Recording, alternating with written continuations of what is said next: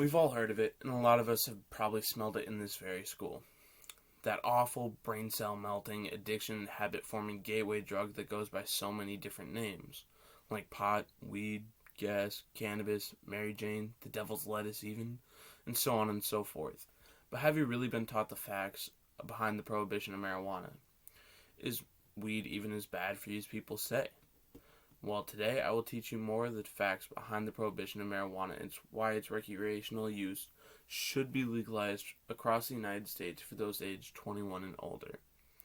I will outline how marijuana prohibition laws unfairly impact people of color and communities of color, as well as how marijuana's prohibition was started as a form of discrimination against Hispanic immigrants, and how its continued prohibition was unjustified. I will also tell you how bad marijuana is for you when compared to other substances that are legally bought and sold to people 21 and older, like tobacco and alcohol, as well as the economic gains that can come from ending the prohibition against recreational marijuana. So my first point, the prohibition against marijuana got its roots from racism and discrimination. So the first act of marijuana prohibition was the Marijuana Tax Act of 1937 in Texas. This act was purely meant to discriminate against Mexican immigrants because cannabis up until this point had been available in every household. It was available in every drugstore as well. But when Mexican immigrants started coming across the border into Texas, they called it a different name. They called it marijuana. So as a response, they didn't like this dirty new drug that came in that was affecting all their kids' minds back in 1937 in Texas. So they started taxing it to try and force Mexicans out of the country. And then, when given a chance to put marijuana as a non-illicit substance again back in the 1970s when Nixon started his war on drugs, not only did he not listen to his council advisors who said it shouldn't be an illicit substance at all, he listed it as a type 1 illicit substance, which means that it's technically the most dangerous according to the government and has the strictest laws prohibiting it.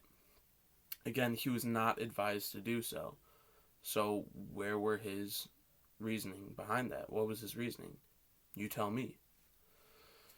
Now, 52% of all drug arrests are pot arrests. People of color are 4 times more likely to be arrested for weed on average nationwide. It's 7.5 times more likely in this state of Minnesota, when usage rates are approximately the same in all these different communities, between like white communities and colored communities. These statements more than prove that the prohibition of marijuana is just an excuse for cops to unfairly arrest people of color. And then most people arrested for marijuana possession aren't kingpins. They're not dangerous people. They're people like you and I who just happen to have a couple of grams of a plant. That just seems ridiculous to me. Now, marijuana isn't as bad as it was made out to be in like the 1970s, where people said that it was like a brain melting disease.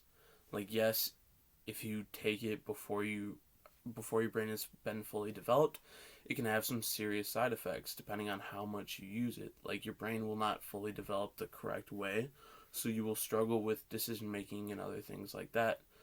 But it also has effects on your body, not just your mind. Like, it's an inhalant most of the time. That's when people take it. So breathing it into your lungs is not healthy for you. It will damage your lungs. And then also, if you have sustained use for a long period of time, you will eventually start throwing up a lot, and you won't be able to be eating all that much. So yes, marijuana is dangerous for you in that aspect, but nobody's ever overdosed from marijuana, unlike alcohol, and it doesn't have as many chemicals in it as tobacco, cigarettes, and it doesn't have as many additives in it either. So it's not quite as bad as people make it out to be, but there still are risks to taking marijuana. Now, my last point is that the legalization of marijuana can benefit the American economy as well as save the taxpayer money. So the states waste over $3.6 billion annually trying to enforce anti-marijuana laws. So that's $3.6 billion that could be going to funding unemployment, welfare. They could be going towards anything other than marijuana laws. Like, they could be going towards education. They could be going towards inner city communities that need help getting inner city youth out of like gangs and stuff to help them have a better life. Now, the legalization of marijuana also creates hundreds of thousands of jobs. In just California alone, after they legalized, there have been over 133,000 jobs created just from the legalization of marijuana. From the growing of it to the selling of it, 133,000 jobs in just one state. While California does have a much higher population than the rest of the United States comparatively, if you apply that to the total population of the United States compared to the population of California, that's still over 500,000 jobs that are created just from the legalization of one substance. Now, then the legalization of marijuana also helps dethrone cartels because it takes away from their profits. The Mexican cartel, ever since Washington and Colorado have legalized marijuana, has lost $2.7 billion of profits, which may not seem like a big hit if you talk about like the overall what they've made so far, but it still is a hit to their profits.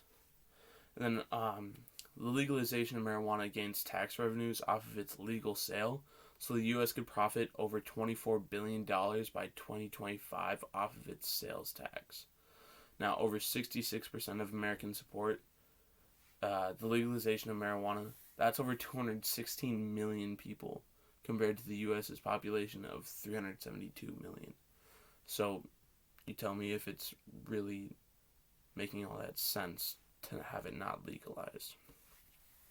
So, in conclusion, the prohibition against marijuana is founded and lives in racism and discrimination, and the legalization of recreational marijuana could save everyday taxpayers money as well as gain the United States revenue.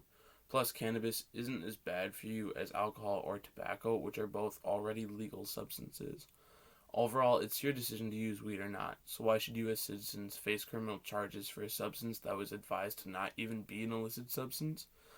After all, just because marijuana could be legalized doesn't mean that you have to use it, so why not end its unjustified prohibition and allow your fellow Americans to no longer live in fear in their own houses for a couple of grams of a plant.